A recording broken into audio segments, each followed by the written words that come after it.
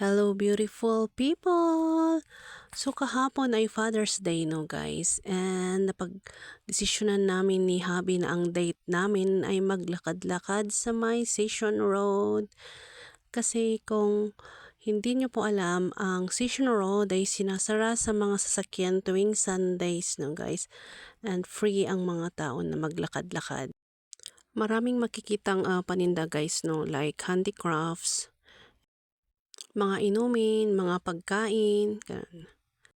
Ito guys yung hagdan paakyat ng cathedral no guys, Baguio Cathedral. Ayan si Greenman. Kung sinong may idol kay Greenman, ayan siya guys. Yan si tatay na nagpo-perform. Yan, may part din ng Station Road na pwede kang magsulat, pwede kang magguhit. So kung mahilig kang magguhit-guhit, pwede ka dito no. Yan, mga bata nag-i-enjoy sa pagguhit. Yan, hanggang dun sa taas, hanggang sa tapat ng Portavaga Mall ang part ng kalsada na pwede kang magguhit. Ayan, ang guhit nila guys. Ayan, Happy Father's Day. Pwedeng magsulat kung ano ang gustong isulat.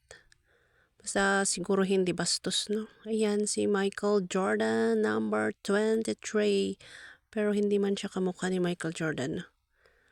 Ayan, hanggang doon sa taas yung pwede. Ayan yung mga nagbabasking na iba no guys. Pero kakaunti na sila ngayon. Ayan.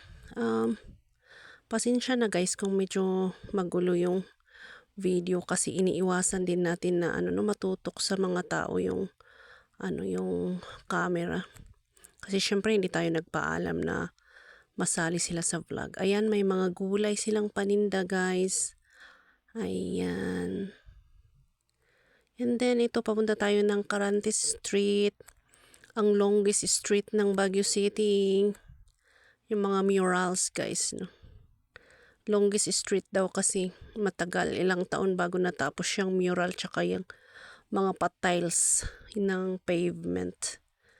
Ayan. Ang gaganda ng mga paintings sa wall. Pwede kang maupo sa gitna, may mga nilagay na upuan para makapagpahinga, pwede kang mag snack ganan. Ayan.